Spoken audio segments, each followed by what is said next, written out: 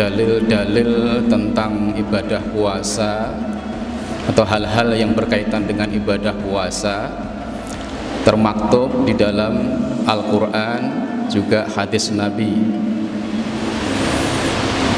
Dalam Al-Quran di surat Al-Baqarah ayat 183 sampai 187. Kita mulai dari 183.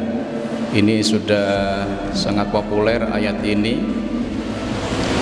Mungkin Mas Afin juga sudah hafal karena saking populernya. A'udzubillahi minasyaitonirrajim. Ya ayyuhalladzina amanu kutiba alaikumusiyam kama kutiba alal ladzina min qablikum la'allakum tattaqun. Ayat ini tentang diwajibkannya ibadah puasa di bulan Ramadan bagi kaum beriman. Lalu dilanjutkan di ayat 184, ayyaman ma'dudat faman kana minkum maridun aw ala safarin fa'iddatun min ayyamin ukhar wa 'alal ladzina yutiqunahu fidyatun ta'amun miskin. Ayat ini tentang diperbolehkannya tidak berpuasa di bulan Ramadan. Bagi siapa? Bagi orang yang sakit, bagi orang yang sedang bepergian atau musafir, dengan menggantinya puasa itu di hari lain di selain bulan Ramadan. Dan juga diperbolehkan bagi orang yang memang benar-benar tidak mampu untuk berpuasa, seperti orang yang tua renta, seperti orang hamil, menyusui. Nah, ini diperbolehkan dengan ganti atau membayar fidyah. Nah, dilanjutkan ayat berikutnya 185, Syahrul Ramadan alladzi unzila fihi al-Qur'an hudan lin-nasi wa bayyinatin minal huda wal furqan. Ini juga sangat populer ayat ini, utamanya di waktu pertengahan bulan puasa. Karena ini ayat menjelaskan tentang turunnya wahyu Al-Qur'an pada bulan Ramadan. Nah, di pertengahan puasa ini biasanya kan banyak kita memperingati peringatan nuzulul Quran.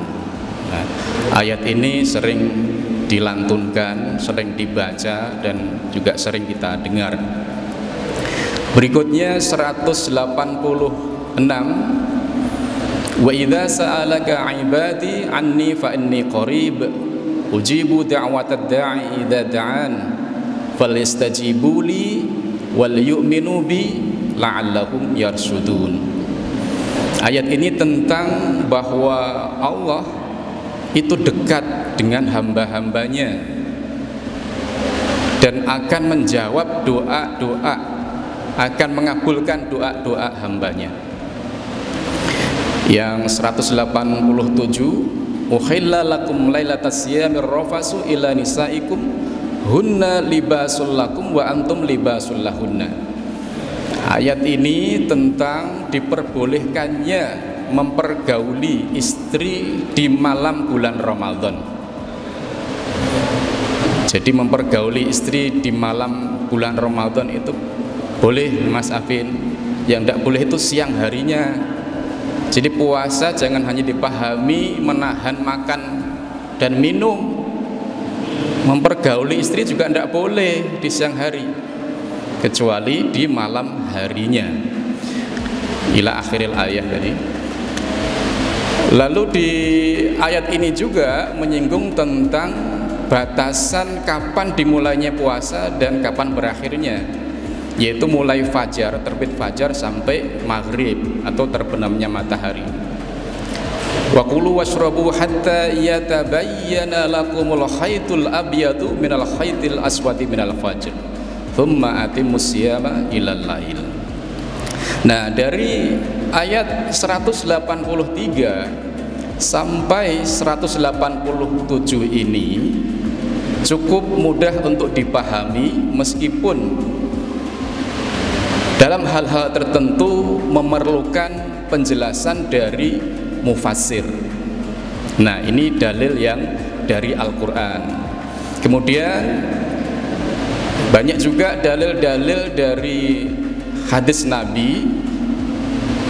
Dalil-dalil dari hadis Nabi tentang ibadah puasa di bulan Ramadan rata-rata berkaitan dengan keutamaan ibadah puasa itu, juga keutamaan bulan Ramadan.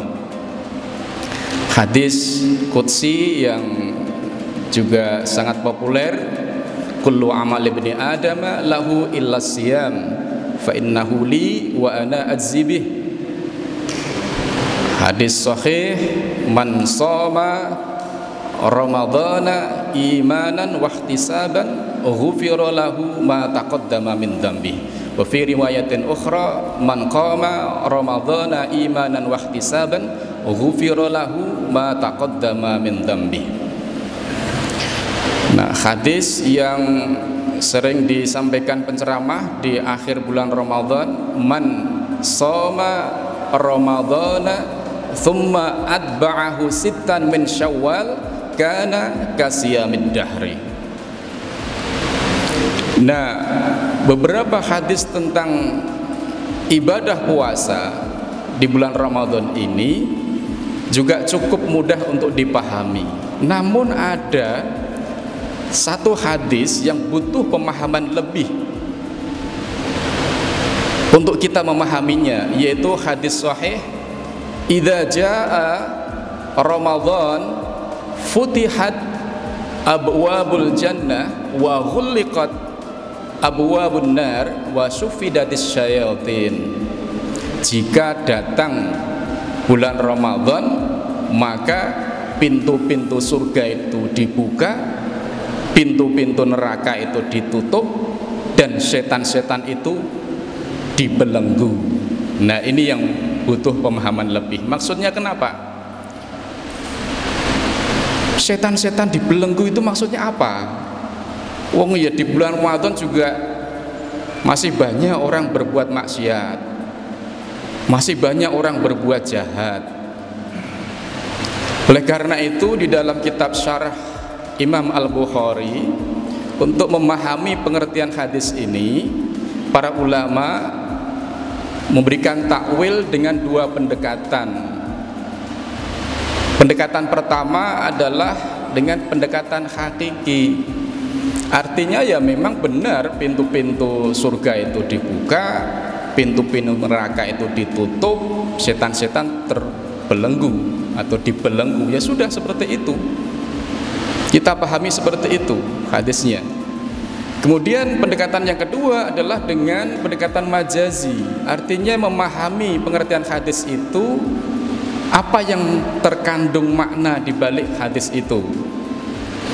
Pintu-pintu surga dibuka itu maksudnya Allah membuka pintu itu dengan amalan-amalan atau ibadah yang bisa mengantarkan kita kepada surga, dengan ibadah sholat, dengan berpuasa, membaca Al-Quran, bersedekah, dan ibadah-ibadah lainnya.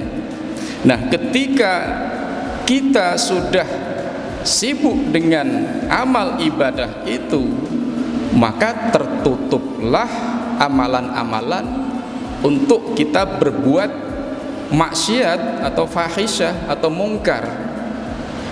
Ketika kita sudah tidak berbuat maksiat atau mungkar, secara otomatis suffidatis syayatin, setan-setan itu terbelenggu.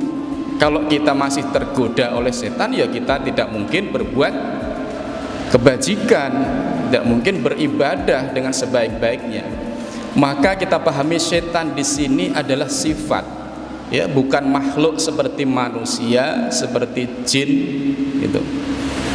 Maka kalau kita ada orang mujujak gitu, kita langsung misuh setan. Nah, itu maksudnya ada dalam diri orang itu sifat setan, iblis. Nah, beda lagi iblis dengan setan itu.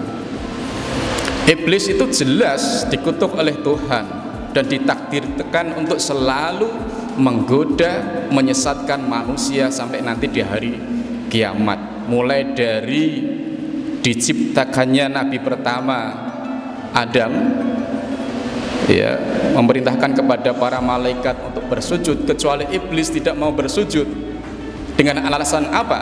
Ana khairum minhu khalaqtani min nar wa khalaqtahu min tin. Sorry Gusti, kalau saya suruh menyembah Adam, saya diciptakan lebih baik dari dia kok. Saya diciptakan dari api, dia dari tanah, kok suruh menyembah. Lalu dikutuklah iblis itu, ya. Kemudian bersumpah untuk selalu menggoda, menyesatkan anak Adam, itu manusia, sampai nanti di hari kiamat. Jadi dari nabi pertama sampai nabi terakhir ada 25 nabi yang kita imani, ya, bukan 26, ya. Adam, Idris, Nuh, Hud, Shalih, Ibrahim, Lot, Ismail, Ishak, Yakub, Yusuf, Ayub, Syuaib, Musa, Harun, Zulkifli, Dawud, Sulaiman, Ilyas, Ilyasa, Yunus, Zakaria, Yahya, Isa, Muhammad.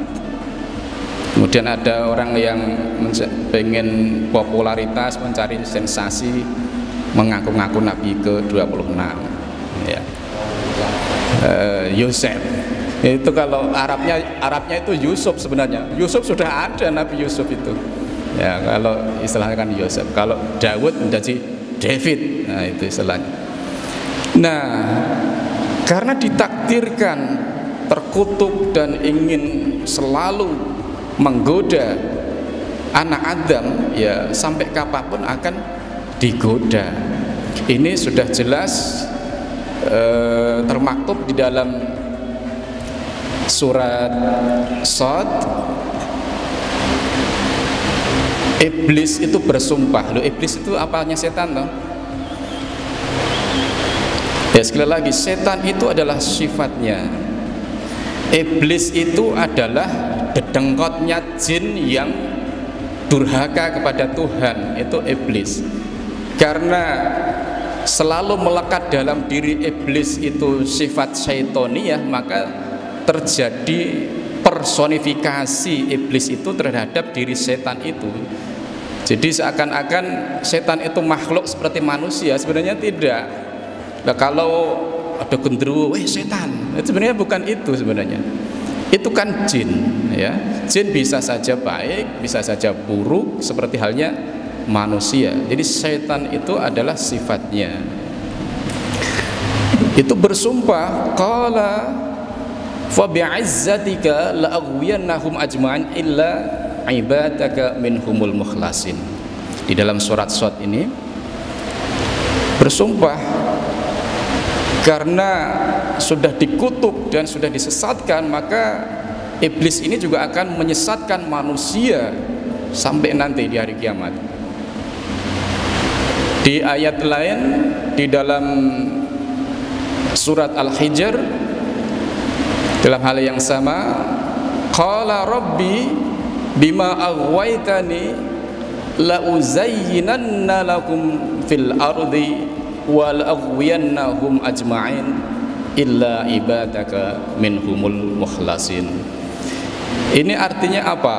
Bahwa iblis itu yang melekat di dalam dirinya itu sifat syaitoniyah itu akan selalu menggoda manusia di sepanjang zaman. Dikecualikan tadi sufidatis syayatin di bulan Ramadan itu menggoda manusia.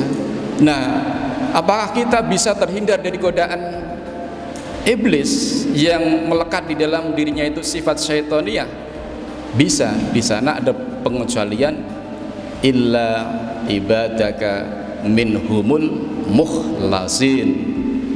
Mukhlasin ini kalau di terjemahan Al-Quran Kementerian Agama diartikan orang-orang yang terpilih. Tapi di beberapa tafsir, mukhlasin ini adalah orang-orang yang dianugerahi keikhlasan. Kalau kita tidak ingin digoda oleh iblis atau setan, ya jadilah orang yang mukhlasin. Tentu tidak mudah, derajat mukhlasin ini, karena mukhlasin itu beda dengan mukhlisin. Bukan mukhlasin nama orang ya, bukan mukhlisin nama orang, tapi ini sifat ya. Jadi orang yang ikhlas, mukhlis itu belum tentu mukhlas, tetapi orang yang mukhlas itu pasti mukhlis. Nah, mungkin kita untuk mencapai derajat mukhlis itu bisa. Kadang kita ikhlas, kadang tidak, kadang ikhlas, kadang tidak, itu mukhlis. Tapi kalau mukhlas, maka di dalam ayat ini mukhlasin bukan mukhlisin. Itu orang-orang yang terpilih, yang diberi anugerah keikhlasan. Artinya sudah istiqomah dengan makom mukhlas ini. Ya, para nabi, para aulia, kita mungkin belum ya, tapi kita bisa berupaya untuk selalu berdoa kepada Allah Subhanahu wa taala supaya kita bisa mencapai derajat mukhlasin. Demikian, mudah-mudahan bermanfaat. Wal afu minkum. Wassalamualaikum warahmatullahi wabarakatuh.